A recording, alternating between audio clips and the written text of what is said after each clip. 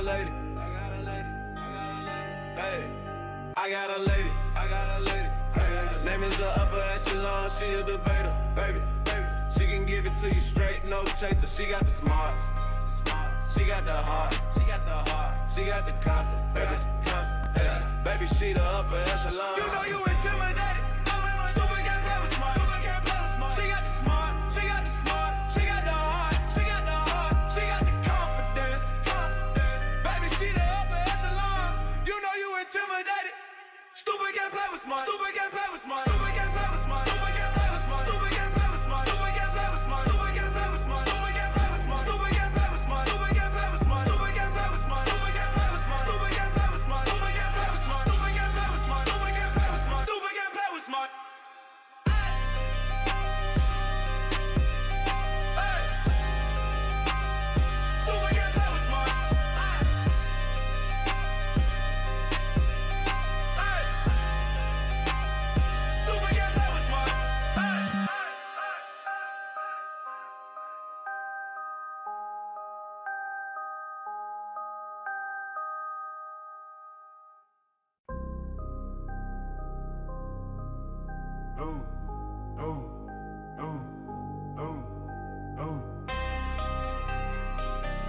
Hey, I got a lady, I got a lady, I got a lady. Hey, I got a lady, I got a lady. Hey, name is the upper echelon, she a debater, baby, baby. She can give it to you straight, no chaser. She got the smarts, she got the heart, she got the heart, she got the confidence, baby, confidence. Yeah. Baby, she the upper echelon. You know you intimidated. Stupid can't play with smart. Stupid can't play with smart. She got the smart, she got the smart, she got the heart, she got the heart, she got the confidence. Baby, she the upper echelon. You know you intimidated. Stupid can't play with smart. Stupid can't play with smart. Stupid can't play with smart. Stupid can't play with smart. Stupid can't play with smart. Stupid can't play with smart. Stupid can't play with smart. Stupid can't play with smart. Stupid can't play with smart. Stupid can't play with smart. Stupid can't play with smart. Stupid can't play with smart. Stupid can't play with smart. Stupid can't play with smart. Stupid can't play with smart. Stupid can't play with smart. Stupid can't play with smart.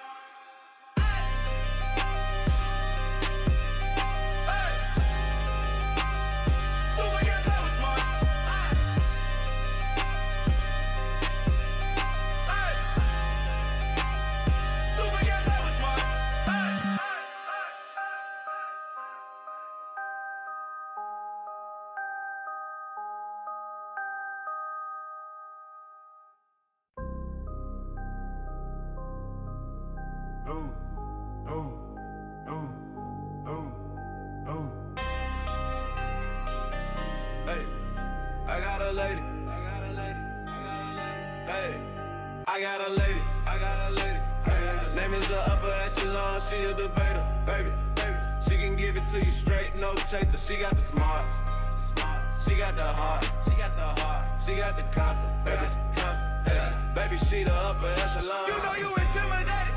Stupid can't play with smart. Stupid can't play with smart. She got the smart, she got the smart, she got the heart, she got the heart, she got the confidence. Baby, she the upper echelon. You know you intimidated. Stupid can't play with smart. Stupid can't play with smart. Stupid can't play with smart. Stupid can't play with smart. Stupid can't play with smart. Stupid can't play with smart. Stupid can't play with smart. Stupid can't play with smart. Stupid can't play with smart. Stupid can't play with smart. Stupid can't play with smart. Stupid can't play with smart. Stupid can't play with smart. Stupid can't play with smart. Stupid can't play with smart. Stupid can't play with smart. Stupid can't play with smart.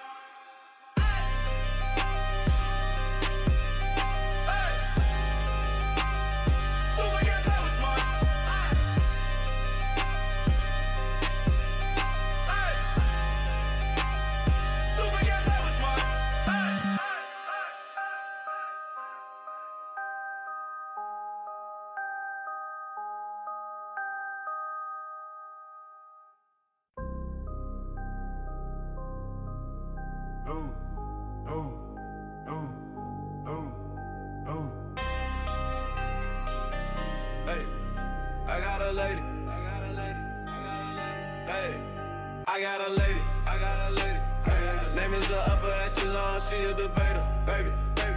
She can give it to you straight, no chaser. She got the smarts, she got the heart, she got the heart, she got the confidence, baby, confidence. Yeah. Baby, she the upper echelon. You know you intimidated. Stupid can't play with smart. Stupid can't play with smart. She got the smart, she got the smart, she got the heart, she got the heart, she got the confidence.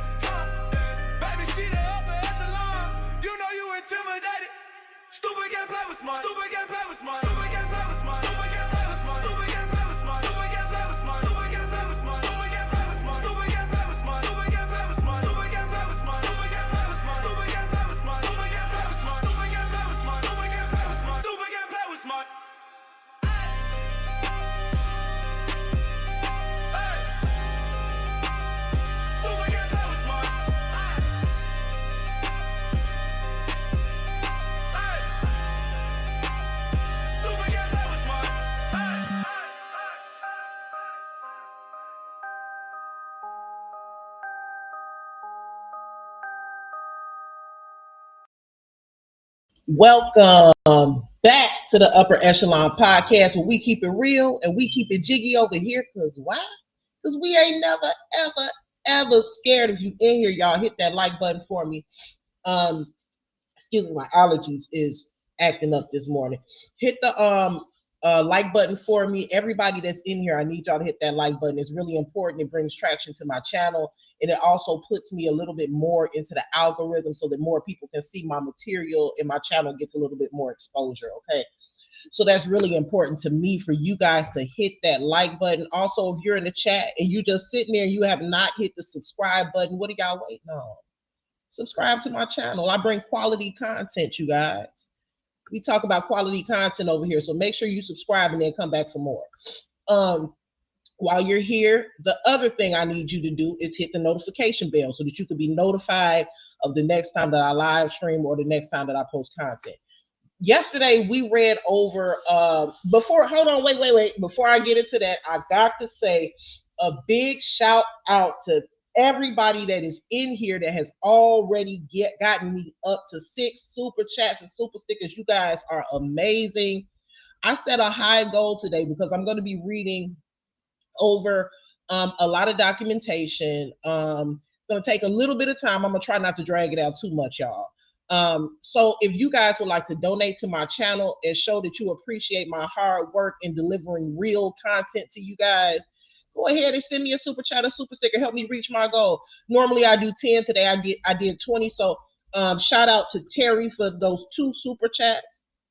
I really appreciate you, brother Terry. Summer, thank you so much, Summer, for that super chat. Trina Michelle, you the bomb girl. Thank you for that super chat. I appreciate you. Nina, thank you for that super chat. I appreciate you, hun. My girl Robin Lotz, thank you so much for that super chat. You're appreciated. Tinkers, shout out to Tinkers. Thank you so much for that super chat or super sticker, whichever you send. I don't remember, but thank you so much. Shout out to Christina. 11-8-42. Welcome to Upper Gold. Welcome to Upper Gold, you guys. Thank you guys so much for being here early this morning. We was up late last night, y'all. We was up late last night. So we're gonna get into the content, you all. As you guys know, I believe it is. I want to say, is it no 9? 9 more days, I believe. Hold on. Should I look at my calendar? Let me look at my calendar. Hold on. So we 1, 2, 3, 4, 5, 6, 7, 8, 9. We're 10 days away from the next hearing for Holly Johnson. As you know, the state of Illinois versus Holly Johnson. Her next court case is April 1st. Okay. So we are exactly 10 days away from that. So what we're going to do today is we're going to read over the transcripts from December 4th. Yesterday, I read it to you guys in its entirety from the judge's perspective. This time, I'm going to be reading the prosecution, and I'm going to also be reading the defense. So we're going to go over all of those transcripts today. You guys know, if you guys were with me last night, I did. Shout out to Creisha. Thank you so much, Creisha, for that super sticker or that super chat. I appreciate you. Oh, she said, this is from You Change Me. Thank you, You Change Me. Thank you, Shawnee. Shawnee says, justice for Meeks always. That's it. That's all. Helping Upper reach her goal. Thank you so much, hon. Shout out to Ma Deuce. Thank you so much, Ma Deuce, for that super chat. I always want to call it a super sticker. I don't know why I do that, but I need to start knowing the difference. Thank you, Ma Deuce, for that super sticker. I appreciate you, boo. Let me put hearts on these. So now we like what? We at 9 already. I ain't even got into the commentary. Y'all are really amazing. I want to say this before I jump into the content. I really appreciate you guys as my supporters. I love y'all. I respect y'all. You guys support me. You guys support my channel, whether it be with a comment, a like, a subscription, or monetary donation. You guys have been carrying my channel and really encouraging me to continue to provide quality content to you guys over the years. I want to say also welcome to the new people that are following my channel. You guys are greatly appreciated.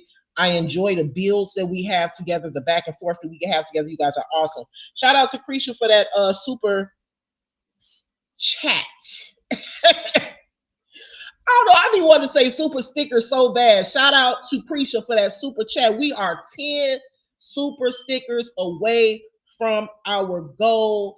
And I think we've only been on for about 11 minutes, y'all. So you guys are showing out this morning. Shout out to Maya Deuce again for that super chat, helping you reach your goal. But thank you so much, Maya Deuce. Now, Maya Deuce is one that's been with me since the LaTruth sector. So Maya Deuce been with me for a long time.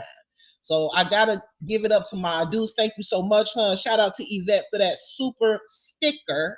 Okay, I got it right that time. Shout out to Yvette for that super sticker. I appreciate you as well. Let's go ahead and get into the content. What's going on, everybody coming into the room? Let's pull this up really quick, y'all. Later, either if I feel like if I'm not tired, if I'm not chilling, we may come back later on tonight and I may give my commentary on, excuse that sound in the background, y'all. I may give my commentary on the appeal documents. It depends. I may not. So I'll think about it, in other words. I don't know.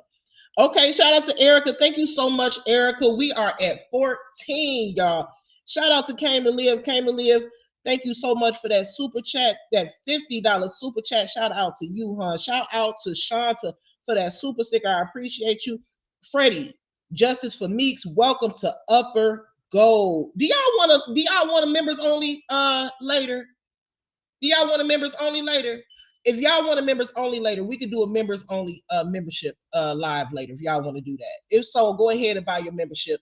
If not, then we'll do it tomorrow. One or the other. We either do the membership tonight or we'll do it tomorrow because I do still have to get through the appeal paperwork. Girly with no apology. Shout out to you. I don't know why it's not deducting this from my goal because I got more than 14, but it's just not going on there. I don't know why. Shout out. I'm gonna pull up this stuff in a minute, but you guys are y'all throwing these super chats, and I gotta say thank you. Okay, so thank you so much to Lakita Walls. Lakita says, "Have a blessed day. First live, beautiful and smart content creator." Thank you so much, love. You're beautiful as well. I appreciate you so much. Let me go ahead and pull this up. Let's see. Okay. All right. Okay. Let me take this message off the screen so we can get a full view of the document, okay? Jules said, I'm finishing up your live from last night. Last night, that was a good one. We had fun last night, y'all. Freddie says, love how you break the case down. Thank you so much. Shout out to Shanta. Shanta has gotten me to 16 super chats or super stickers. Shout out to Bevan. She has gotten me to 17 super chats or super stickers. You guys are awesome. Love y'all, love y'all, love y'all. Shout out to Summer Mommy for getting me to 18 super chats or super stickers. I'm almost at my goal. I have been on for less than 15 minutes. Y'all showed out this morning. I gotta say, I love and appreciate y'all for loving on me.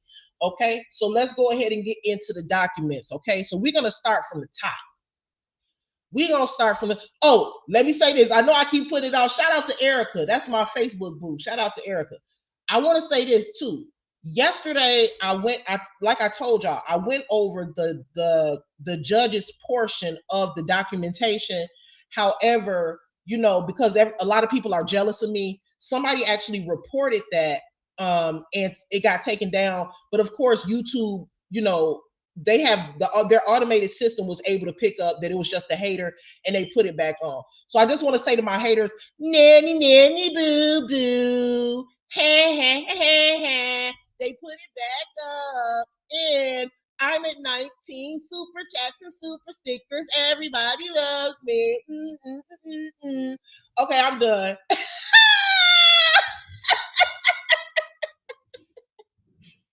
Shout out to YouTube for seeing through the BS and recognizing real quality intellectual content when they see it. Shout out to YouTube. Got to give YouTube a big shout out for giving me a platform to do my job. Okay. Oh, wait a minute. Did I reach my goal? I think I did. 20 super chats and super stickers. Okay. Yeah. We at 20. We reached the goal for the day, y'all. Let's go ahead and get into the content. Who was that to help me reach my goal? Shout out to Creisha for that 5-month membership to Upper Gold. Shout out to you. Robin Locks, thank you so much for helping me reach that goal. Christina, thank you for that 4 months to Upper Gold. I appreciate you.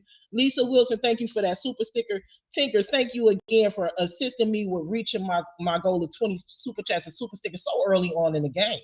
Shout out to Shani for that 2. Did I say shout out to Shani yet? I don't think so. For that super sticker, super chat, I appreciate you. All right, y'all. Okay, y'all. Okay. Let's get into it. I had to be childish for a minute, y'all. Damn, y'all can't expect me to be mature all the time. All right, let's get into it. Okay, from the top, state of Illinois, Cook County.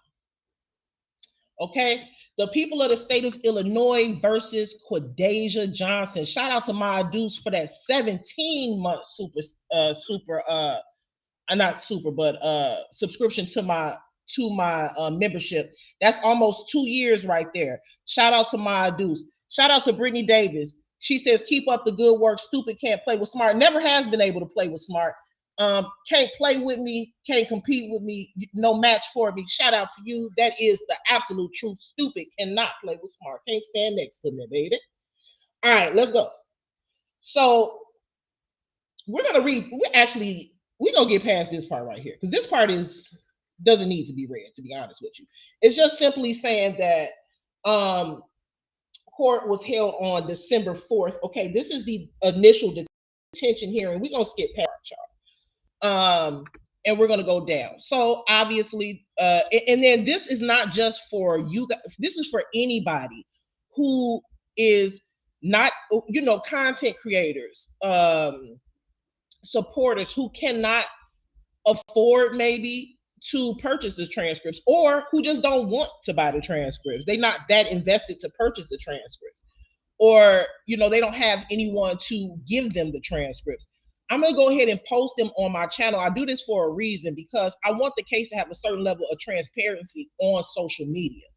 And I want other content creators that are on Facebook or even on YouTube that want to use certain documents for their content to be able to go ahead and screenshot this so that they can use it for their content. Whether or not you support Ramika or Holly or whatever, it gives a certain level of transparency to social media by putting out the transcripts. It really lets you know what's going on and what has happened within the case. So I enjoy being transparent and open with what I have, with the documentation that I have, because I want you guys to know what's going on.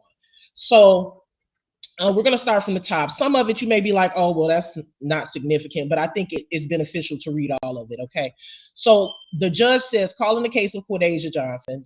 Okay. Thank you. Okay. Judge says, first thing is first. Good afternoon, counsel. This is the first time up, so I'm assuming you don't have an appearance on file.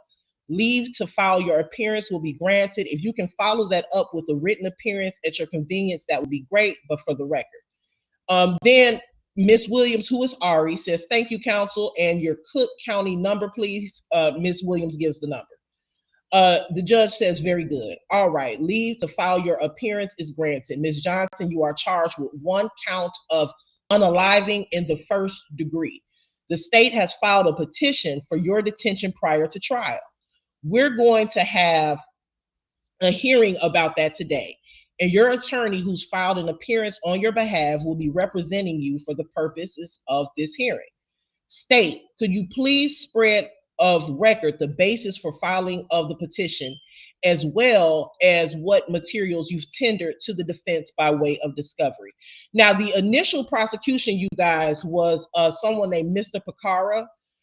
There is a new prosecutor at this point, but this was the initial prosecutor at the December 4th date. Okay. Mr. Picara, who's the prosecution, and I think I'm just going to say prosecution. So prosecution says Assistant State's Attorney Mike Picara. He spells his name out, which is typical in a courtroom. Normally, when you're in court and you go, and introduce yourself, they ask you to spell your name, and that's to be clear for the transcriptions or the transcripts and the transcriber. So Your Honor, we did tender a copy of our petition, the proffer, arrest report, original case report, 7 supplemental reports, summaries of statements by the defendant and multiple witnesses, a copy of the complaint, and criminal history. The judge says, thank you, defense. Do you acknowledge receipt of those materials? Are you prepared for the hearing? The defense says, Judge, I acknowledge the receipt of the materials. I'm prepared for the hearing. The judge says, very good, both sides being ready. All right. Pre-trial, what can you tell me? Pre-trial services says new criminal activity scale 2, failure to appear scale 2, and PSA coincides with level 3. The judge says, very good. All right, state factual basis, please. So the prosecution then gets into his argument, okay? So we're going to go over Mr. Picara, who was the previous prosecutor's argument. Your Honor, the defendant is charged with first-degree unaliving. The victim was a 31-year-old female. The incident occurred September of this year, 2025, at 9:04 in the morning at 20 West Cermak. Witness 1 has a 6-month-old child in common with the defendant, as well as a 6-year-old child in common with the victim. In December of 2024, the defendant sought a stalking no-contact order against the victim, alleging that the victim made verbal threats to the defendant through the defendant's family members. The defendant did not allege that the victim committed any acts of violence against her. The order of protection was granted in July of 2025, but was never served on the victim. As of the day of the incident, the defendant and the victim had never met in person. On September 8th of 2025, just before 8:30 in the morning, witness number 1 drove his black Mercedes SUV from his home on South State Street to the location of 20 West Cermak. The defendant seated in the front passenger seat, and the 6-month-old child was in the rear in a removable car seat of that Mercedes. The defendant was dressed in a black jacket with green leggings. Witness number 1 double parked the Mercedes on Cermak 2 car lengths in front of the defendant's vehicle. So let me stop. When they say that Carlos moved vehicle, anytime somebody say that Carlos moved his vehicle at any point during this situation, they're lying. So I want you guys to remember that if it's not on black and white, it doesn't exist. So it's not on black and white, therefore it does not exist. So if people are saying on their platform verbally that he moved his vehicle, that is probably information that they've gotten from Carlos, but that's not a factual statement. He never moved his vehicle. It's on black and white throughout the court documents, and we'll over time go over that, okay? It goes on to say, or the prosecutor goes on to say, the defendant and witness number 1 then removed the child from the Mercedes and walked towards the defendant's Chevy and loaded the child into the vehicle. At approximately the same time, the victim drove her white Kia sedan to a school located at 55 West Cermak. The victim was dressed in a light pink fit. She dropped her 6-year-old son off at that school and then drove towards the defendant's Chevy. The witness number 1's Mercedes were parked on Cermak. The defendant double parked her Kia on Cermak behind witness number 1's Mercedes and got out while the defendant stood outside her car. I think they meant to say witness. He meant to say witness, double park. At this time, witness number 2, who does not know any of the parties, drove past the victim, defendant, and witness number 1 and observed the defendant and victim standing in the street arguing, but was unable to hear exactly what was being said.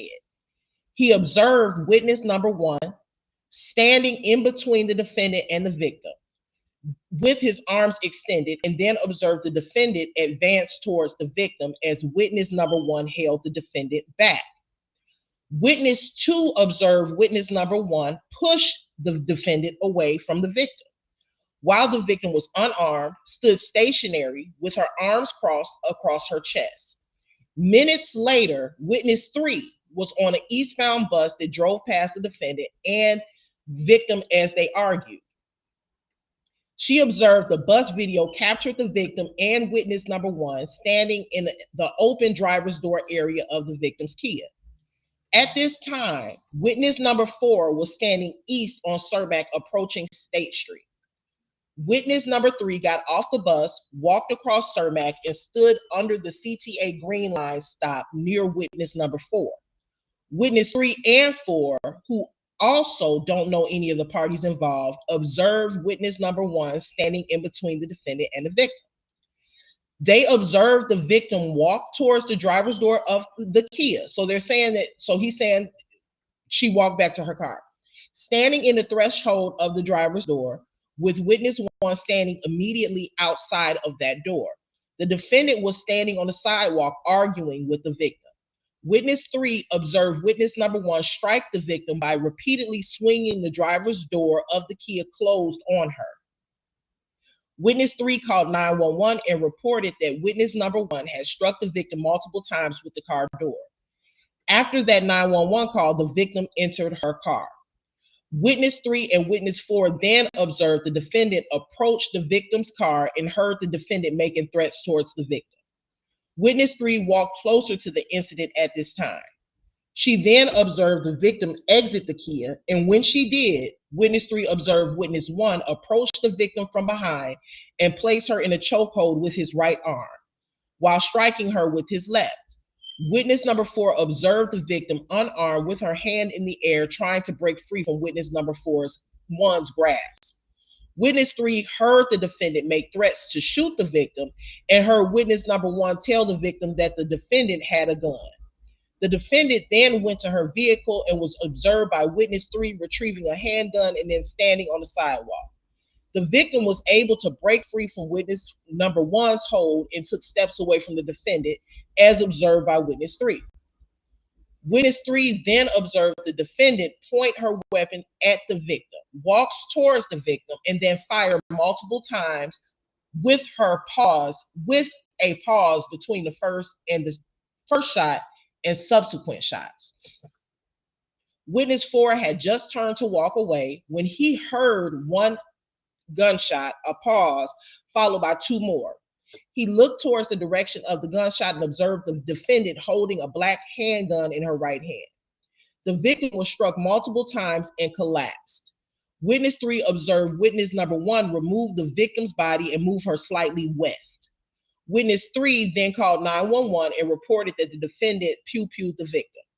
Witness 3 also observed witness 1 and the defendant fist bump after. Officers arrived and observed the victim unresponsive, unarmed, and laying in a pool of blood.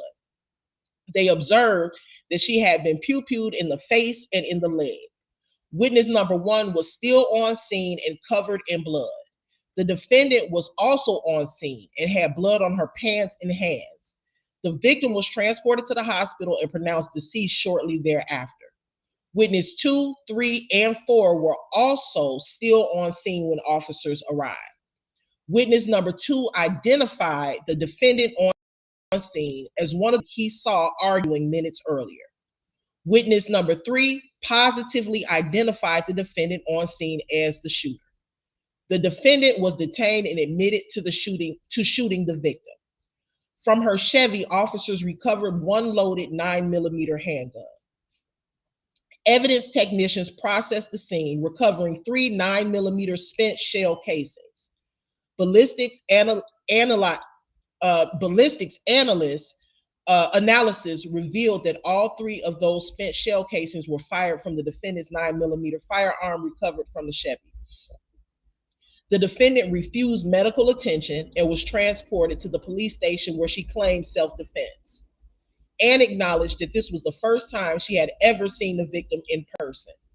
The defendant did have a valid FOID and CCL at the time of the pew-pewing. So that is what the prosecution said. Now let's get into what the judge's response was to what the prosecution said. The judge says, all right, finding of probable cause. Jurstein is satisfied. Background. Prosecution says, by way of background, Your Honor. So what he did is he stopped him on that after that particular statement because that was the finding of probable cause, which is one of the reasons that they would need to initially detain her or keep her detained. So now he's saying to go to background. The prosecution says, by way of background, Your Honor, the defendant has a 2014 misdemeanor retail theft out of Lake County, for which she received supervision. The judge says, all right, very good argument. Prosecutor then goes on to say, as it pertains to our petition for detention, Your Honor, at first, starting with prong one, we argue that the proof is certainly evident and the presumption is great that the defendant committed this offense of first-degree unaliving. I just read the proffer, but a few things that I think need to be highlighted here. First, the victim at all times was unarmed. And most importantly, we have multiple witnesses, all independent of each other, who don't know each other, and they don't know the defendant, witness number one or the victim. They all see the argument from different angles, but ultimately what they do, and witness number three sees most of it, but ultimately what witness number three hears and sees is threats being issued towards the victim by the defendant. Here's witness number one telling the victim that the defendant had a weapon, heard the defendant making threats to pew the victim. While the victim is in a chokehold by witness number one with her arms flailing, again, completely unarmed, the defendant takes an opportunity to walk over to her car, retrieve her weapon, and as witness three observes, witness number one stepping away from the defendant after she gets out of the chokehold, observes the defendant who's now armed, victim unarmed, watches. Now, you guys pay attention to that part. She was listen to this because I'll read it again because I want you guys to process what's being said. While the victim is in a chokehold by witness number one with her arms flailing, and that means her arms in the air again, completely unarmed, and they are emphasizing. Let me stop reading really quick. They're emphasizing the arms flailing part because when your arms are in the air and both of your hands are exposed, there's no way that they could then argue down the road that they thought that she was armed with anything because they see her hands. Okay, so that's the reason, in my opinion, that the prosecution is highlighting that point. Prosecution goes on to say the defendant takes an opportunity to walk over to her car, retrieve her weapon, and as witness three observes, witness number one, who is Carlos, steps away from the defendant after she gets out of the chokehold, observes the defendant who's now armed, victim unarmed, watches the defendant walks towards the victim, points the weapon at her, and then shoots her multiple times. Also very important to know, both witnesses, 3 and witness 4, hear a pause between the pew-pews, one shot, pause, followed by subsequent shots. Witness number 4 then sees the defendant with the handgun, although he doesn't see the shooting. But witness 3 calls 911 multiple times. She calls 911 the first time when she sees witness number 1 battering the victim with the car door, and then after the pew-pewing. At all points during this, there was definitely a verbal argument going on between the victim and the defendant, but what was physical was only witness number 1 laying hands on the victim, and then the defendant executing her. That's the only violence in this matter, and it is all at the hands of either the defendant or witness number 1. So we certainly believe that the proof is evident and the presumption is great that the defendant committed first-degree unaliving. As we move on to prong 2, does the defendant pose a real and present threat to the safety of any person or the community? The answer is both, and here is why, Your Honor. First, let's look at the specific facts of this case. This was at 9 o'clock in the morning at Cermak and State Street. There was a school just doors down. The victim has dropped her child off at the school. There are people all over the place there. There's a bus stop. There's an L stop. And for those of you who are not from Chicago, a L is the train. So the train, green line, blue line, red line is the L train. That's what we call it, the L. There's an L stop. It is 9 o'clock in the morning at Cermak and State. And the defendant turned a verbal argument with someone that she clearly had a history of disputes with, no doubt about that, but turned what's ultimately a verbal argument into a murder. She humbly retrieved her gun from the car, approached the unarmed victim, and pew-pewed her multiple times on a busy street at 9 o'clock in the morning in front of multiple witnesses. Those witnesses who all participated in this investigation and who identified the defendant are certainly at risk of safety. But even more than that is the community at large. I understand the defendant has a FOID and a concealed to carry license, and what that does is allows her to legally go and purchase a weapon and legally possess it. That's it. A concealed to carry license doesn't allow you to the green light to solve arguments by pulling the trigger. And that's exactly what the defendant did, Your Honor. So she was clearly emboldened by the fact that she has a firearm. And as the argument went on, she decided that she was going to end it, not by leaving, not by getting the final word, but by pulling the trigger. And an individual so emboldened is in absolute danger, not only to the individuals who were present and saw this, but to the community at large. I also think it is important to know that witness 3, who observed this entire thing, saw the defendant and witness number 1 fist bump afterwards. As it pertains to prong 3, are there any conditions that can mitigate the risk that she clearly possesses? The state would argue there are not. There are multiple pretrial conditions that the court has available to it at all matters. None of those are appropriate to mitigate the risk that she does pose. So let's look at the most stringent type of condition, and that would be a form of electronic monitoring, a GPS bracelet, etc. First, those most stringent type of conditions are not adequate to mitigate the risk in this case. Electronic monitoring is not designed to monitor people charged with violent offenses like murder. The limitation on the type of monitoring is such that it doesn't mitigate the risk in this situation. There is no immediate response. There is no immediate response should the defendant violate electronic monitoring. Sorry, y'all. Hold on. I wanted to see who that was. Shout out to Elise. Thank you so much, boo. Love you too. It cannot in real time stop the defendant from leaving the home.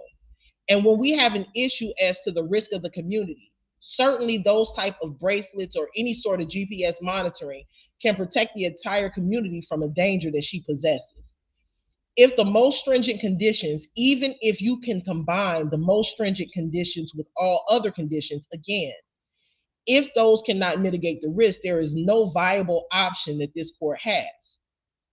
I recognize that there is a very minimal criminal history, but again, the defendant is an individual who had a legally obtained firearm, and despite that, took the opportunity. It's true. It is not just a license to carry a weapon, but a license to kill. And it is not that. Certainly, to get a concealed to carry license, individuals attend class and they learn proper use of a firearm. The defendant, with that knowledge and training, knew that she was what she was doing and decided to do it anyway. Again, there's that pause of shots. There's one shot, pause, two more shots. A shot in the face. This is not an individual who feared for her safety. It is an individual who had enough of that argument and decided that she was going to end it by ending the life of the victim. That's an individual who cannot be trusted with any pretrial conditions, and she should be detained. The judge says, very good defense. Ms. Williams, thank you, Judge. Very good defense. So he's calling. I read that. I read it right, but I didn't read it properly because what he's saying is he's calling Ari for her argument. So now it's Ari's turn. So the defense. Thank you, Judge. Judge, the state filed a petition to detain because of the nature of the charge. In the argument, it is not that she's a flight risk. The argument here is that she actually poses a real and present danger. There's multiple things. Now, this is Ari, you guys. There's multiple things that I want to lay out in this matter. The state is asserting that my client is at a residence where she's outside of a residence, and the individual, the deceased, she sees them and she drives there. Her child goes to the school next door and she drives to the residence. She drives to the residence because she sees my client's car is there. Now, it is clear that they share a man in common. They both have a child by the same man. Their history of arguments, not even arguments, threats of violence for some time. My client had an order of protection out against this individual. She alleges threats that this individual made upon her. You don't go and get an order of protection unless you feel that you need to be protected. Well, let me stop reading it there because that's not true. People actually go and get stalking orders and orders of protection all the time as retaliation. I mean, we see it right here on social media, that just because somebody doesn't like what you said or what you did or who you are as a person, they will manipulate the legal system to get an order of protection or a stalking order as a form of retaliation. So we see that all the time. So, and as an attorney, I'm sure Ari also knows that people do that, but obviously because she's the defense, she's going to play up that order of protection, but that is not true. Everybody that goes out and gets an order of protection is not in fear for their safety. A lot of people do it for retaliatory reasons, but let's go ahead and continue. She wholeheartedly felt that she needed to be protected and her son needed to be protected. So she goes and gets the order of protection. She's 6 months pregnant. She's pregnant when she gets the order of protection. The victim never shows up. The victim never, she did show up. So, it's so many lies in her statement here. The victim never shows up. I just want to give you a history of this case, Judge. The victim doesn't show up. The courts tell her, you have to come back or we're going to drop the order. She's pregnant. She continues to go to court because it is important to her that this order of protection is in place. The order of protection was served. The individual, the deceased, Miss Blackman, the judge cuts Ari off and says it was served. And let me just stop it here. He's asking her, it was served, because he's trying to see if she's going to be honest. Because the judge has already gone over all of the documentation, so he knows that the order was never served. So he's asking her, it was served, because now she's being dishonest in court. Now she's lying. Now she's intentionally trying to mislead the judge. She can't mislead the judge. He's the judge for a reason, and he went over the documentation, okay? So he's asking her, because he wants her to, he gave her a chance to put up. So the court says it was served. Ari says the deceased. The court says no, the order of protection. Ari says the order of protection was served. It was. I have a copy of the transcript from June 18th of 2025. The court says it is in the front of the Honorable Michael Weaver, the judge of the circuit court, June 18, 2025, the petitioner. The judge says up in Skokie, correct? Ari said, notice the judge does not cut off the defense. He let the defense go all the way through, but he's cutting off Ari because he knows she's lying, okay? That's just my opinion. But, and she's being deceptive intentionally, in my opinion. So Ari then goes on to say correct when answering what was it in Skokie. So Skokie is like a township, I guess you would call it, in Illinois, on the outskirts of Chicago. Really may as well call it Chicago because it's so close. But then the judge says, that's where Judge Weaver, I believe, that's where he sits. Okay, please proceed. Ari says Romika Blackman is there. Quadeja Johnson is there. Now there's a transcript I have, and I've tendered a copy to the state. I can tender a copy to the court where they're talking about the emergency order. The judge says, sure, I'll take a copy. You offered a copy, I'll take one. Ari says, okay. The judge says, take your time. Ari says, Miss Blackman, the deceased, she's so distraught in court. She's yelling consistently. It says the petitioner is on page 6. Yeah, I also want to know my child was posted. She posted my child maliciously on TikTok. This is what my client is saying about the individual. And then she goes on to read more of what Quadeja says, saying, I don't post my son on social media. The respondent, which is deceased, says, yes, you do. The court says, stop, Miss Blackman. The transcript does not, but let's go on, y'all. I ain't gonna keep on stopping. So it says, this is the deceased. You're not doing anything to help your case of why Miss Johnson needs an order against you. She continued to argue with the court. She was arguing with the court continuously. She's arguing with my client, a great deal of respect. I understand she's deceased, and I'm sorry for that, but I have to advocate on behalf of my client. She's continuously going at her threat. Text messages blocking her.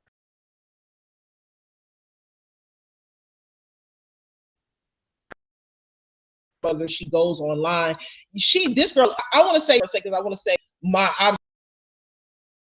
in its argument come across very clear, very organized, and very precise as to what their arguments are. They went in order. Ari, just reading the transcript, she just seems all over the place. She's not explaining herself. She's not articulating her very clear. She's just all over the place. She's like the judge, Your Honor, she's black and they were scared. She's just all over the place. And this is why the judge keeps cutting her off. And he's like, who's grandmother? Because she's not being clear. She's just very manic.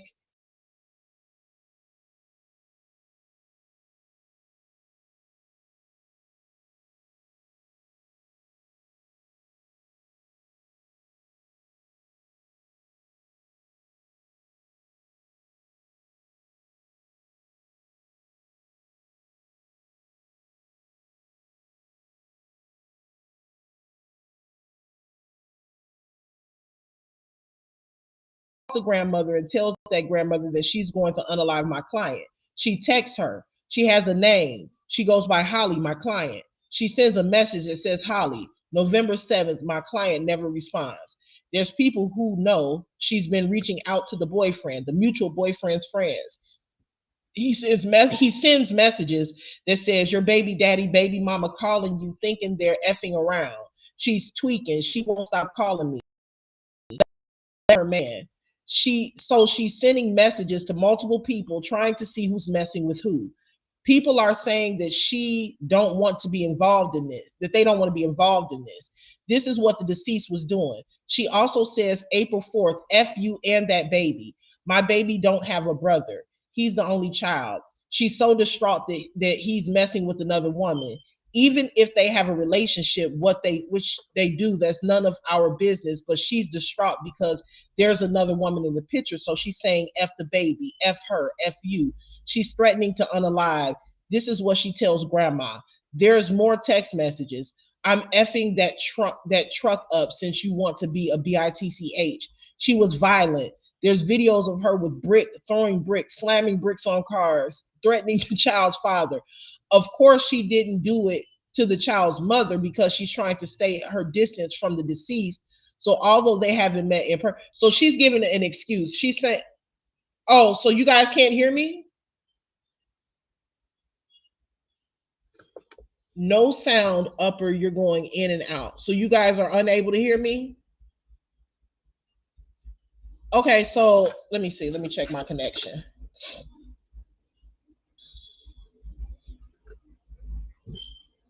Hold on, you guys. Let me see something really quick before I continue.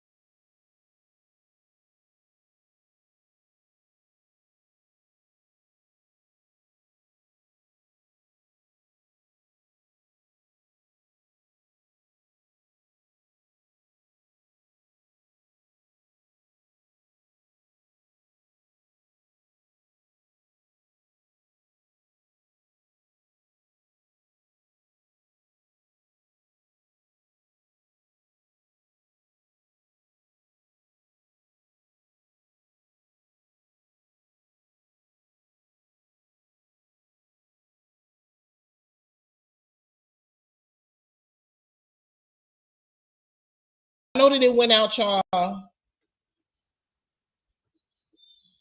You guys should be able to hear me now, though. Hold on. You guys should be able to hear me now. Okay, well, I don't know what's going on. People are, I mean, you guys, I don't want to let me know. Okay, how about this? Drop a one if you guys can hear me. If you guys can hear me, drop a one. Okay, so let me, okay, so you guys, you said I'm good. Okay, so, there are not many threats of violence against Holly. There are not many videos with threats of violence against Holly. There are not many videos of Romika threatening her life. These are things that she's saying, but again, at this point, she's trying to get her out of jail. She doesn't want her in jail. And she knows that since they're not at trial, she would not be expected to provide proof for these things. So she kind of feels like she's getting away with the lies almost. Okay. So then she says it makes no sense. She's at her child's father's residence, another lie. Okay. She then goes on to say she's there. She's there the whole weekend. She's with him. She puts that's where this happened. Now, Holly was with him, but this incident didn't happen at the house, but that's what she's telling the judge. Ari's a big liar. I'm sorry. She's lying all through up and through here. She says she's with him. Why on earth would you see her car and park your car blocking her car? Another lie. You don't want to talk. You don't want to just have a peace treaty. She's coming for violence. I can understand if my client would have went to her house and stalked her and saw her park her car. I can understand that. My client is coming out of the house with a 6-month-old baby. She's with her child's father. The deceased dropped her son off at the school, saw my client's car, which is right next to the school. It is right next to the school, so my client never goes to her. She's leaving to exit. So it is our belief that she may have been watching the house. Do y'all hear this? She says it is our belief that she may have been watching the house because she saw them coming out of the house and pulled her car right next to my client's car, blocking my client's car. And we know, let me just say this. We know that is not true because the timestamps were presented on January 8th. If you guys want to, we can go over those because I have not gone over those transcripts in its entirety, but I do have those transcripts. We can go over that too if you want to. But they went over the timestamp. So we know that Romika was not sitting there and approached them and started to bust a U-turn once they left out the house. We know that it couldn't have happened in that way due to the timestamps. Okay, so she goes on to say, my client is concealed to carry. She knows that she is concealed to carry. She states that. She has her weapon on her the whole time. It is holstered. She never goes to the car to get a weapon. This is a busy street. This is State Street and 22nd Street. There are cameras. The state never asserted that a single camera caught what they're saying. There's no video footage of this incident that they're saying that happened. There's not a single footage. They never asserted that. Where are the cameras from? She's basically rambling, y'all. I would be so mad if this is who was defending me. Because she's rambling. She's not making any sense. Just listen to it. Where are the cameras from the businesses? What did the cameras show corroborate what these alleged witnesses said? There's one witness that said he had her in a headlock. She's by her car. He grabs her because she's so violent. And then she's trying to escape from him. So grabbing her may have looked like a headlock to a witness, but it wasn't a headlock. She continues to try to escape to go towards my client continuously. He never grabbed her. He never hit her. He never grabbed her in the matter so that my client to attack. If that's the case, when he had her in a headlock, she would have shot her at that point. If she wanted to shoot her, as soon as he saw her, she would have shot the firearm. So then the judge said, hold on a second.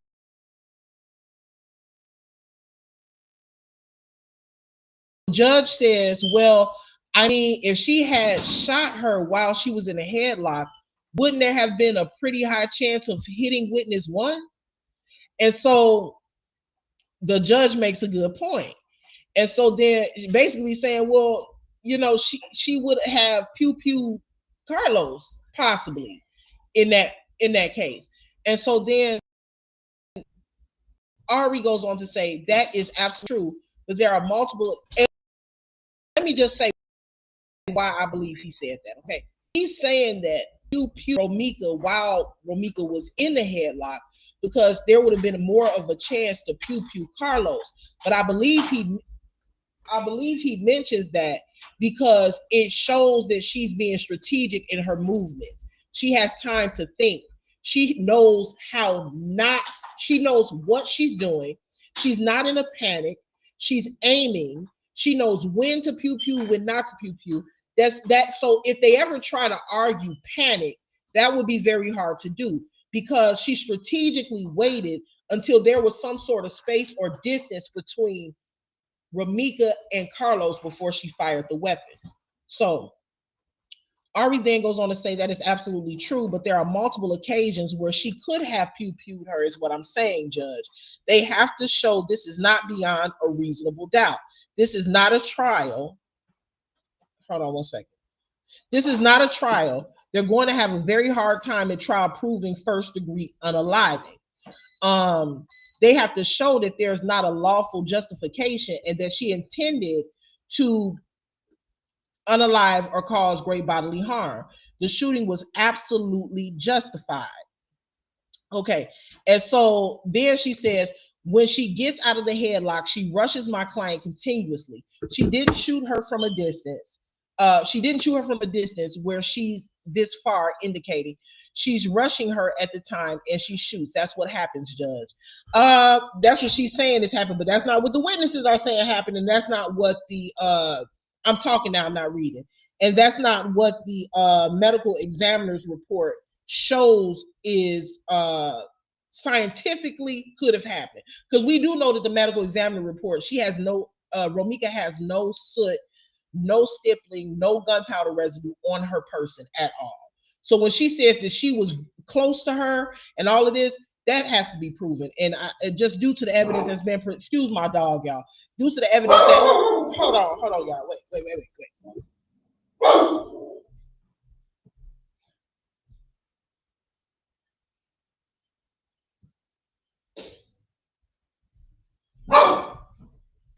Come on. Come on, boo. Come on. Come on. Let me see right here. It says, where did I stop off? Stop it, y'all. Her 6-month-old baby. She didn't shoot? Okay. She's rushing her at the time and she shoots. That's what happens, Judge. Her 6-month-old baby is in the car.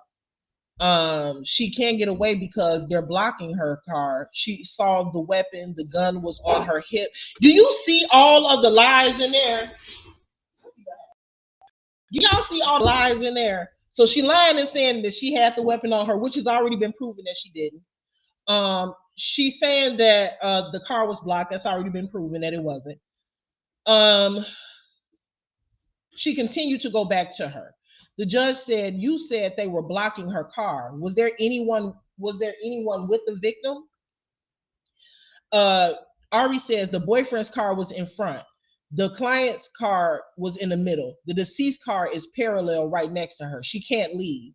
So when the state says she gets out of the car, she's yelling over the car door. That's exactly true. My client can't leave at the time. She refuses to leave. This woman has an order of protection out against you. You know that she has an order of protection against you. Why are you antagonizing her? Why are you coming to try to find her in a place where she didn't invite you? I'm sorry, y'all. The reason why this girl is going to go to prison is because her defense attorney isn't being honest. And she has to mislead the judge in order to defend her. So she can't rely on the truth to defend her. And that's the reason why she's going to go to prison, okay? Okay, that's the reason she's going to go to prison. You were not invited to that. I'm continuing to read, you guys. You were not invited to that place where they were. She looked to antagonize her. She has a weapon. When can a person shoot to defend themselves, but for an individual with a concealed to carry? Now, if she didn't have a concealed to carry and she had a FOID, I can understand that. If she was unlawfully possessing a weapon, I can understand there's that certain. She lawfully possessed the weapon. The state can't tell you that she has a violent background. They can't tell you that she ever discharged a weapon before. They can't tell you that she ever had a fight with anybody before. They can't tell you that she has had any acts of violence or dangerousness on my client. But for her having an altercation with the individual that she had an order of protection out against, and that continuously harassed her, attacked her, and attacked her on the date of the incident, Judge, she's saying all of these things that are not true, okay, and that have not been proven. That she's lying, that she's been attacked, okay, just all of this stuff that's just not true. Harassed her continuously, she's been attacked. The state is also arguing that she poses a real and present danger. There's case law, People versus Stock in this case. People versus Jones is also a case. In People versus Stock, an individual is in a home with his wife. The husband is outside. He shoots into the home knowing his wife is in the home. It hits her. They charged him with aggravated battery. He did not have a background. I'm sorry, y'all. My dog is acting a fool. Hold on one second.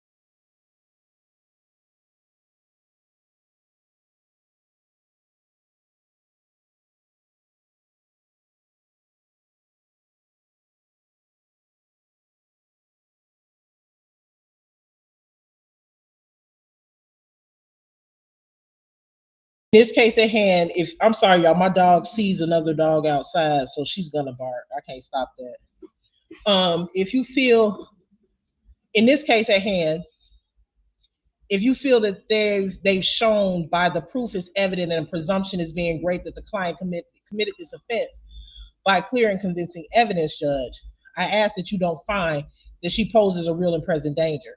If you find that she poses a real and present danger, there are a combination of conditions that can mitigate that danger. Electronic home monitoring is absolutely one. The state attorney, electronic monitoring is not designed for individuals with this charge with first degree unaliving. What case law says that? The statute says that. What statute says that? Electronic home monitoring is designed to monitor individuals. There are individuals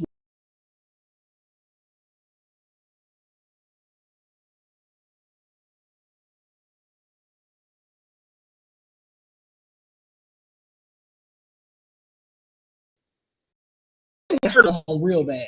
They know that she is going to be punished for her crime. They know this, but they just wanted her to be home because the reason is because they know that just historically in the state of Illinois, from what I've seen, I don't know what other people have seen, but in the state of Illinois, you can literally sit in jail for 3 or 4 years waiting on trial.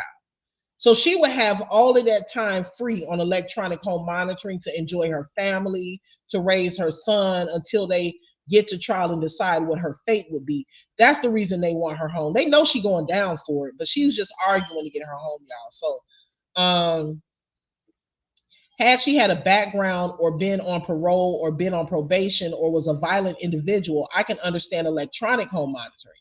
But this woman doesn't show the court that she will not comply with electronic home monitoring. This woman, basically, Madus. This woman doesn't show the court that she's a flight risk or that she's a danger. There's no person to be a danger from. She has a child, Judge. I've also provided letters of support from her, 2 individuals who wrote very good letters for her.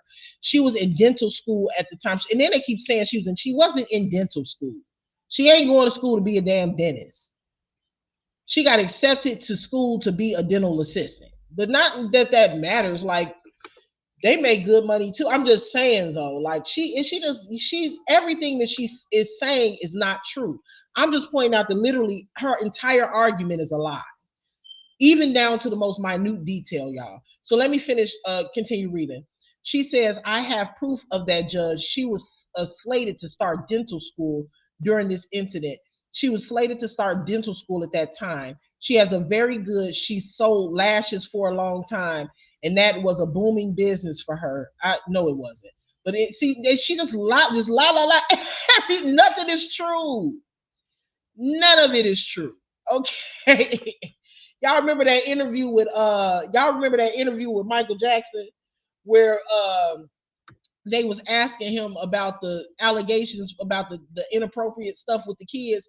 He was like, no, none of it is true. None of it is true. None of this is true. This is her first child on top of, she goes on to say, this is her first child. On top of that, she's 7 weeks pregnant. Another lie. Oh my goodness. Just this lady is just lying all up and through there. Okay, she's taking the judge through there. So then she goes on and says, she can't be in custody for 7 weeks pregnant. Judge, I'm asking respectfully that she's released. Judge, additionally, I just want to make sure I can furnish you with the transcript if you like, Judge. May I approach? The judge says, sure. I believe you referenced page 6. Is there any other part that you want for me to focus on?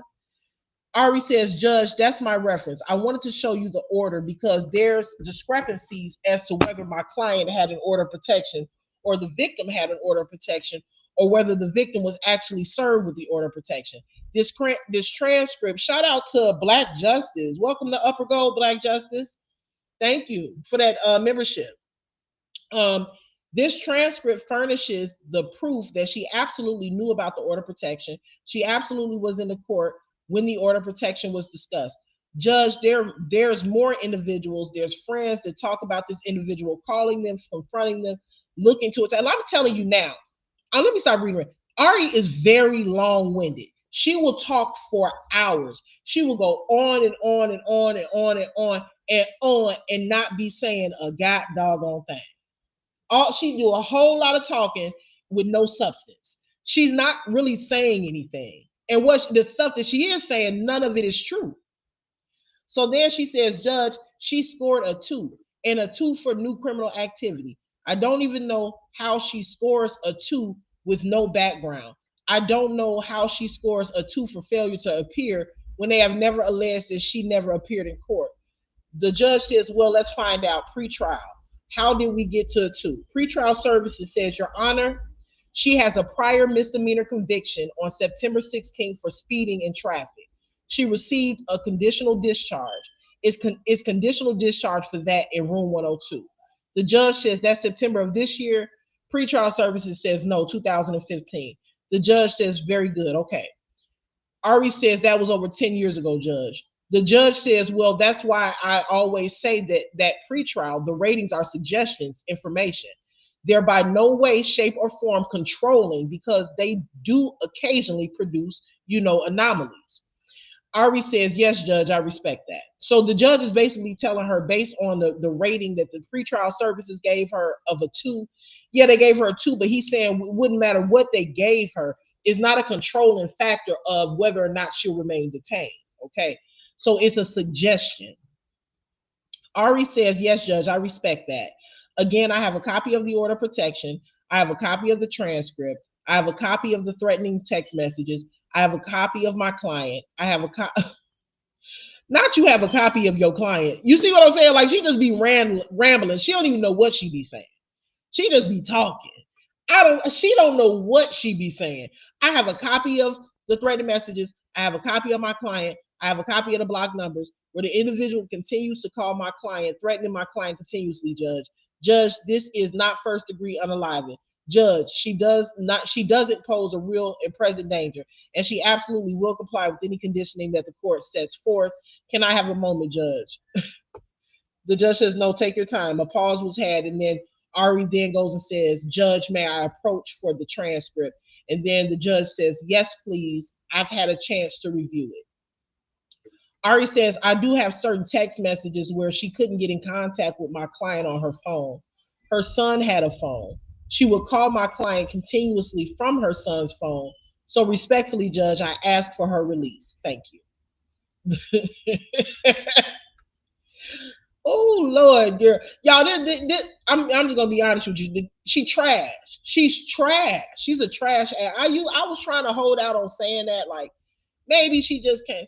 But I don't know. I've never seen her defend anybody else, But but this is trash. The way she defended her, she was unorganized. She was all over the place. Nothing she was saying was making any sense. It's a bunch of bullshit. And a lot of it, the judge already knew it was bullshit. You could tell.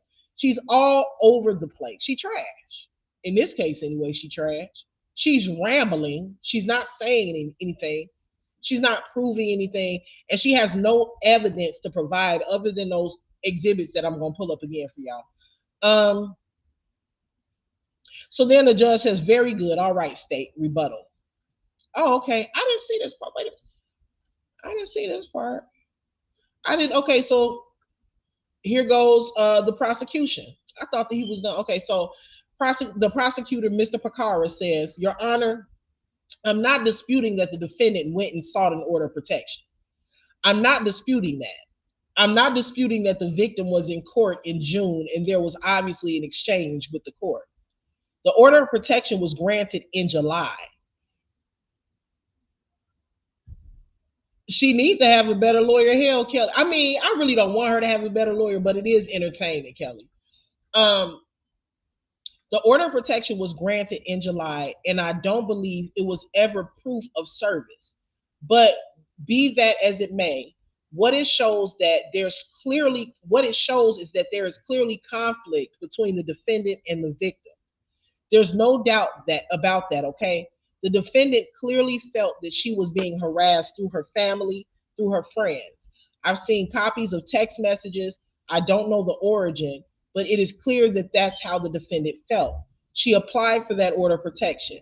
But we also know that the day that she unalived the victim was the first date that she had met her in person. And ultimately, if the victim was coming for violence, then maybe any witness out there would have seen the victim attack, either the defendant or witness number one, and that never happened.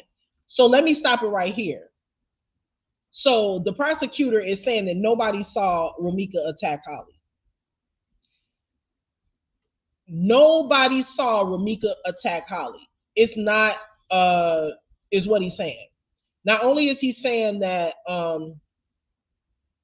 so let's just move on, okay? I just wanted to make note of that was mentioned at the first hearing, okay?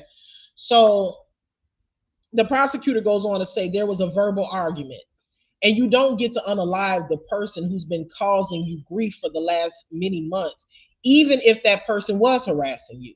You don't get to just end the harassment by killing them. And that is what happened here.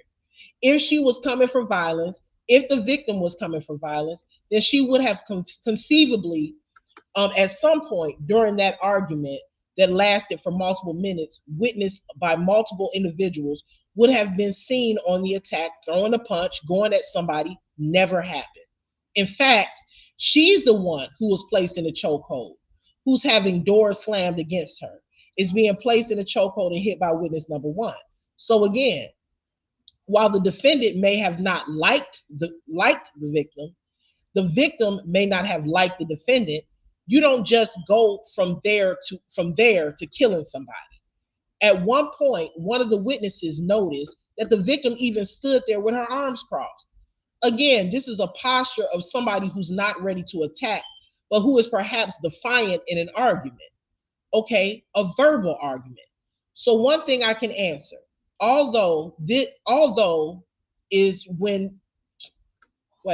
one thing I can answer, although is when can someone justifiably pew to kill someone? The court knows the rules regarding self-defense.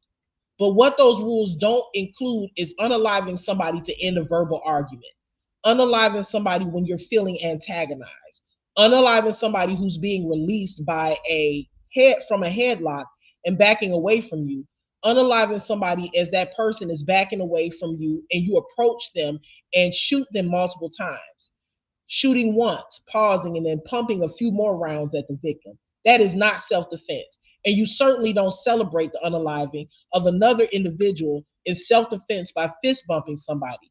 That's what's clear. The facts, Judge, that there are people in this county who are on electronic monitoring for unaliving and other violent offenses doesn't make it right. And it doesn't mean that because they are, the defendant should be. The judge goes on to say, after the prosecutor gives his rebuttal, the judge goes on to say, I just want to make clear for the record, I am not influenced by what other people are doing on other cases. This is this case. These facts, this law. What other judges did, other cases, has no impact on my ruling today or any other day for that matter. Please continue.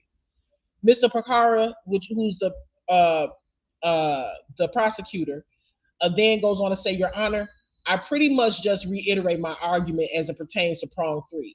These conditions, electronic monitoring, essentially, they do not protect the community from the individual who has shown violence, but you don't pull a trigger and end somebody's life and not be a violent person. So that, especially in this fact scenario, that these specific facts, that's an act of violence. It is an act of violence, perpetuated at Cermak and State at 9 in the morning, and the entire community was at risk. And it was because the defendant clearly felt emboldened by her legal ability to carry a weapon, and clearly was done with this argument and done with everything that the victim was bringing to her verbally. And she ended it. That's a danger to the community that no conditions can mitigate. And we ask that you grant our petition. The judge says, very good. Like I said before, finding a probable cause. Ms. Johnson, I always explain the legal framework before I proceed to my ruling in these hearings. The state has to prove 3 very specific things by clear and convincing evidence in order to succeed in their petition. And so this is the reason that Ms. Williams' appeal is going to be denied. Just letting y'all know. So let's go ahead and read this part. The state has to prove 3 very specific things by clear and convincing evidence in order to succeed in their petition. Clear, but I'm sorry for that barking, y'all. My dog is looking out the window, and my neighbor is walking her dog, and I guess my dog jealous because she's not outside. So I don't know. So the judge says 3 things have to be shown to in order to grant the detention. Okay, so clear and convincing evidence is a higher legal standard than they use in most civil cases. That standard is preponderance of evidence. So clear and convincing is higher than that. At the same time, it is a lower evidentiary standard than which the state labors under trial, which, as most people know, is proof beyond a reasonable doubt. So knowing that standard, what are the 3 things the state has to prove? Now, so basically the judge is explaining to the defense, the prosecution, and to Holly that why he is going to keep her detained, essentially. So he's saying that proof beyond a reasonable doubt is not needed to keep her detained. However, clear and convincing evidence is needed in order to keep her detained, which is a higher standard than in most cases. Which is usually the standard of preponderance of evidence. So he's letting the courtroom know that he's getting ready to go ahead and put in his order, and why he's putting in his order, and basically saying what the state needs to prove. He goes on to say, number 1, the proof is evident and the presumption great that the defendant committed an offense which is eligible for detention pursuant to statute. That's number 1. That's one of the reasons why I'm not reading right now, I'm talking. That's one of the reasons why Holly's not getting out of jail and why that appeal is going to be denied, because they were very specific with procedure initially at the first hearing. Number 2. So the first one, pay attention, y'all. The first one is the proof is evident or presumption is great that the defendant committed the offense. Which, and I'm not reading again, I'm talking, that we know that to be true, that the proof is evident that she did commit the offense, because she not only admitted herself that she pew-pewed the weapon, but several witnesses saw her with the weapon in her hand. Number 1 has been proven. She has committed the offense. Let's go, and that is what is needed to keep her detained. Let's go to number 2. Number 2 is dangerousness. Dangerousness. Whether the defendant poses a real and present threat to the safety of a person or persons or the community. Okay, number 2 has been proven. Number 1 was proven, showing that she committed the offense. Number two, the prosecution did an awesome job of explaining how she's a danger to the community. Not only did she unalive somebody over a verbal altercation, but she also did it with several people in the vicinity walking around during rush hour at 9 o'clock in the morning in the same area that a school sits in. So just the mere fact that prong one was proven, that goes on to number two to be proven. Number one is that she did it. Number two says, well, if she did it, then she's dangerous. So number one and number two have already been proven and shown in court. There's already, for those two things, been clear and convincing evidence shown. Okay, and the fact that she did it is enough. Now, number three, the judge goes on to say conditions, whether or not there are any conditions or combination of conditions that can mitigate the real and present threat posed by the defendant and their actions. As always, we begin with prong one. Whether the proof is evident or the presumption is great that the defendant has committed eligible offense for detention. So most of the information was provided from the state's proffer, although the defense did provide information on their own behalf as well, including a court transcript, which the court was able to read in its entirety. Listen to this part. I think I did read this part yesterday, but hell, why not read it again? Shit. I'm here. So the judge goes on to say, I just want to state, just make sure I don't forget. On that transcript, and he's talking about the transcripts from the orders of protection, all of those months that she was back and forth to court. He says on that transcript, it seems like, yes, there is a lot of back and forth. It sounds like both parties, there were bad blood. There's the allegations that counsel alluded to, and then a page or two later, there's allegations that the respondent had against the petitioner. There was accusations of, I believe, among other things, the one that stuck out to me just because of the uniqueness of the charge was the allegations of the victim's child had boils or something to that effect. So there was clearly bad blood between these individuals, which is not terribly uncommon when we look at the context of how they know each other, which is they both have children that have the same father. And sometimes that situation creates conflicts. It's part of the human condition, totally foreseeable.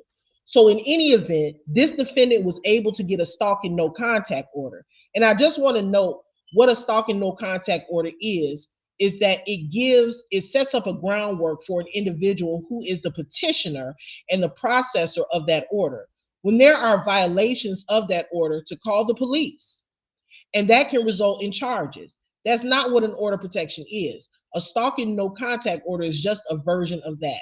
So when we fast forward to September 8, 2025, rush hour pretty much, and apparently the witness number one, the aforementioned father of these children, with both the victim and the defendant, apparently lives, I believe I was told, 2100 something state. So basically right around the corner from the victim's child, where the victim child goes, which is, I believe, was 50 something on Cermak. It's the corner of State and Cermak. This is a stone's throw from each other. The victim stops her car after she sees the defendant and the witness, and there's an argument that ensues. Now, this is a busy intersection. This is the judge talking, y'all. Now, this is a busy intersection. Now it is rush hour. There's people all around. It is obviously broad daylight, and several witnesses are noticing what's going on. Again, I would notice that most of these witnesses don't know anybody.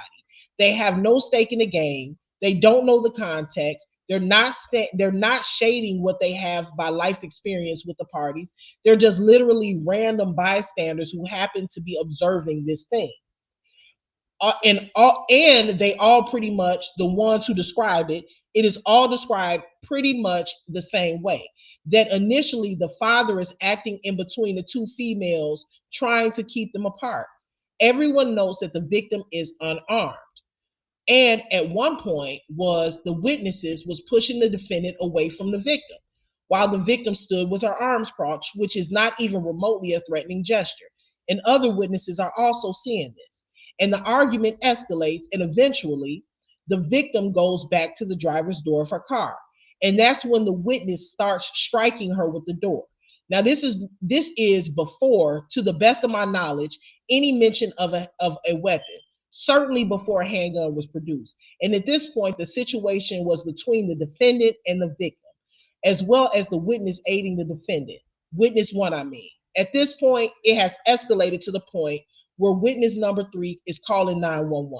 When you call 911, that is a random member of the public saying, we need men and women with guns, badges, and bulletproof vests because this situation is out of control. That is what 911 is saying. We've armed officers because this is a threat going on here. And then after that, witness one puts the victim in a chokehold and she's trying to break free. And the witness heard the defendant threatening to shoot the victim at the approximate time that she is in a headlock and being struck. And the witness also heard witness one tell the victim that the defendant had a gun. I was then told that the defendant then retreated to her car and then retreated and then produced the weapon. And then after the victim was able to break away, she's taking, which is natural when someone is approaching you with a firearm, she's taking steps away. And at that time, the defendant begins to pew-pew the victim.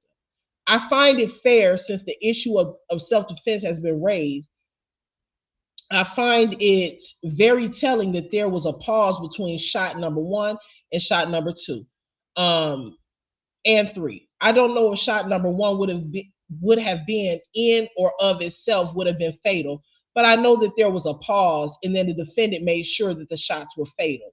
Again, this is observed by witnesses. So I'm gonna stop it here, y'all, because we're on page 41. This is him explaining why he's going to keep her detained. Now, I also, let me pull it up for you guys because I'm not going to finish it now, but I'm going to stop it here on page 41.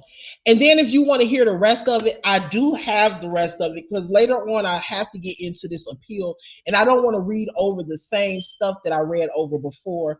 Let me see. I want to pull this up for y'all so y'all can see. What's going on here? Give me a second.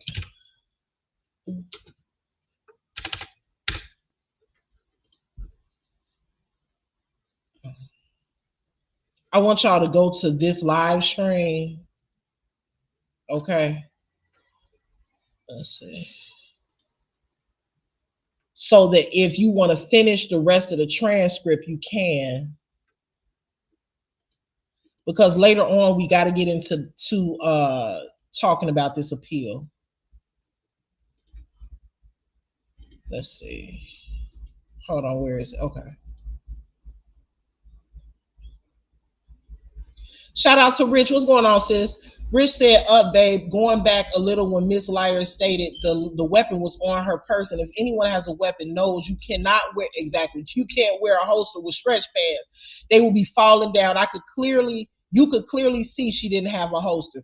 Shout out to Rich for that $20 super chat. Yeah, everything that she said was a lie. Okay. Everything that the lady really said was a lie. That's the reason why the girl remains where she is. But let's get in. Let me show you guys what to go watch. Okay, so shoot, I don't know why that's showing up like that.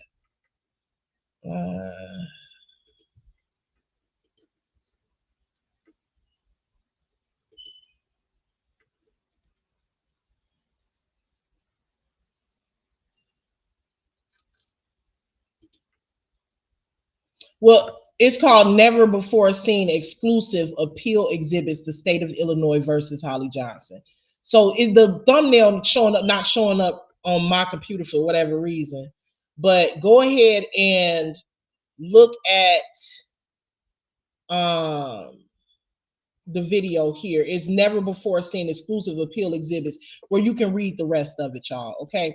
So shout out to you guys for let me see if I can pull this down. Can I pull it down? For listening to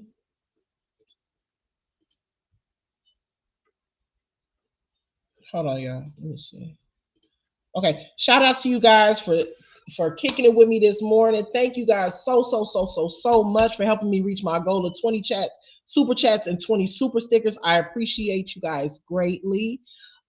Make sure that you guys hit the like button. Again, if you guys want to read the rest of that transcript as to why the Holly remains detained, the rest of the transcript is on the live stream that I did yesterday. When you go to my page, it's posted right there on my page. It's called it's the first thing it says is exclusive. When you go on that video, you can hear the rest of the judge's transcript, because the only portion that I read yesterday was the judge's portion. Okay, so thank you guys so much for your support. Thank you guys so much for your likes and your support on my channel. I appreciate it. If you guys are in here and you are not subscribed, I don't know what y'all are waiting for. Okay, this is a regular thing over here. We give real quality content over here.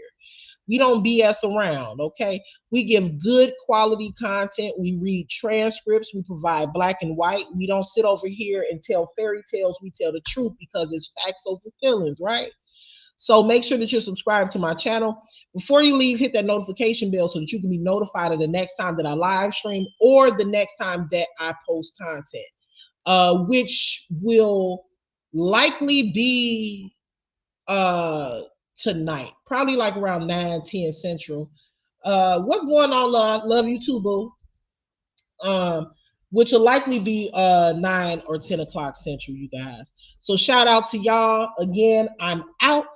Until next time, I will see you guys later. Peace.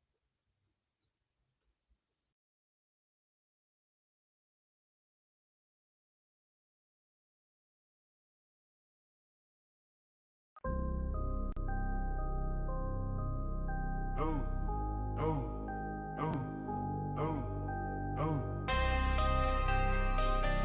Hey, I got a lady.